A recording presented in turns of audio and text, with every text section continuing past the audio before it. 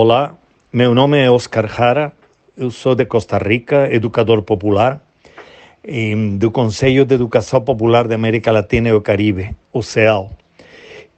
Por convite da Comissão de Comemoração do Centenário de Paulo Freire, com os companheiros Julinho, Natalino e outros, pediram para mim falar com vocês um pouco sobre alguma obra de Paulo Freire, para ajudar-nos a ubicar, a ler Paulo Freire, mas, sobretudo, a ler a nossa realidade como sonhos de Paulo Freire. E esse seria um indicativo para mim hoje sobre o livro Pedagogia da Autonomia. Pedagogia da Autonomia, Saberes Necessários à Prática Educativa. É um livro pequeno, mas que é muito poderoso. Enorme enquanto a conteúdo. Esse livro foi escrito a partir de falas, de diálogos que Paulo Freire tinha com educadores e educadoras ao longo de muitos anos, mas particularmente depois de seu tempo como secretário de Educação na Prefeitura de São Paulo. Passou a administração de Luiz Erundina. Nessa experiência, Paulo Freire, como sempre fazia, tive muitos diálogos com educadores e educadoras, e a partir daí fez essa seleção de um conjunto de temas que ele colocou nesse livro, que se chama Pedagogia da Autonomia, mas que seu título é tão importante como o primeiro, que diz Saberes Necessários à Prática Educativa. E é importante porque são exigências que nós, educadores e educadoras, devemos levar em conta para desenvolver nosso trabalho como educadores. E não são receitas, não é um conjunto de linhas normas a aplicar, mas são como desafios que a prática educativa coloca para nós como desafios e saberes necessários. Acho que é muito importante entender isso. A estrutura do livro se organiza em três grandes capítulos. E é importante também porque são 3 capítulos diversos, mas que estão totalmente interrelacionados. O primeiro capítulo, não há docência sem discência. Não se pode ensinar sem aprender. Não tem docência sem discência. O segundo, que é muito profundo, ensinar não é transferir conhecimento. E o terceiro, ensinar é uma especificidade humana. Não tem docência sem discência. Ensinar não é transferir conhecimento, ensinar é uma especificidade humana. São os 3 grandes desafios que estão entrelaçados ao longo do texto, que está dividido, às vezes, cada capítulo em 9 pequenos subcapítulos, mas que tocam aspectos específicos do capítulo e que têm a ver com esses saberes, essas exigências necessárias para poder levar adiante a nossa prática educativa.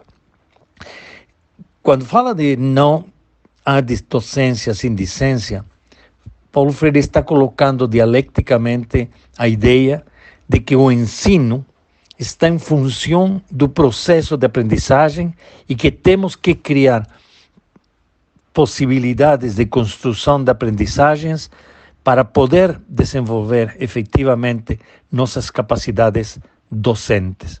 Um docente que tenha também a disposição de aprender. E por isso se liga muito com o segundo capítulo que diz ensinar não é transferir conhecimentos. Diz, não é transferir conhecimentos, senão criar as condições para a sua produção. Quer dizer que os conhecimentos vão se produzir a partir da aprendizagem que nós, educadores e educadoras, devemos tentar criar as condições e as disposições também que façam que essas aprendizagens sejam possíveis. Por isso, os educadores e educadoras devemos ter uma atitude permanente de aprendizagem. E ensinar é uma especificidade humana, precisamente porque o ser humano está permanentemente ante o desafio de conhecer mais, de saber mais, de se construir como pessoa que seja também cada vez mais. É uma necessidade ontológica de ser mais. Por isso, os 9 subcapítulos de cada capítulo, os 27 subcapítulos, são muito indicativos de elementos, de exigências, que eu quero convidar a vocês a fazer uma análise.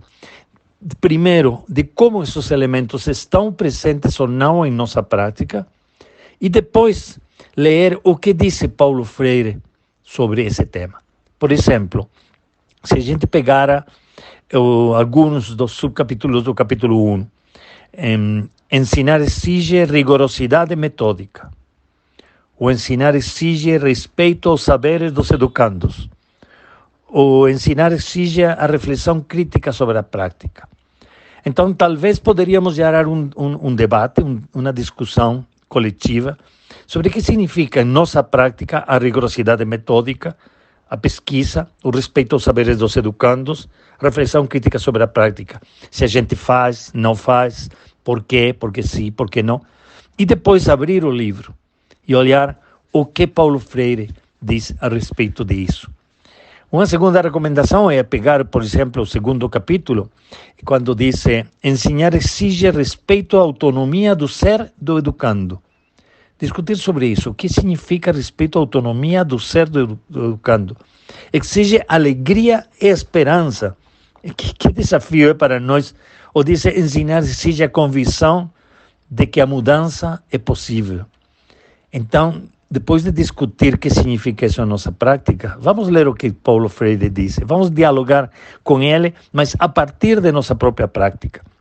Ou se pegamos o terceiro capítulo, ensinar uma especificidade humana, por exemplo, diz: ensinar exige comprometimento. Que tipo de comprometimento estamos desenvolvendo? Com quem?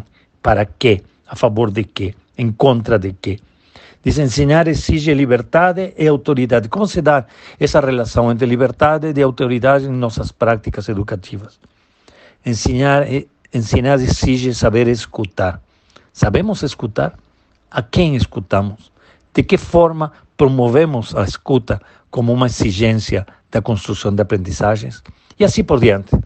Então, companheiras e companheiros, convido vocês a seguir essas recomendações, a olhar criticamente a nossa própria prática, a olhar como é que a gente está fazendo, que desafios temos na nossa prática e dialogar com Paulo Freire depois para olhar que elementos ele nos contribui com seu olhar, com sua inspiração, porque verdadeiramente Paulo Freire criou uma filosofia educativa, uma proposta epistemológica, ética, política e pedagógica que cria para nós grandes desafios para fazer uma prática educativa criativa, curiosa, transformadora e que nos permita também transformar a nós mesmos nesse processo. Grande abraço.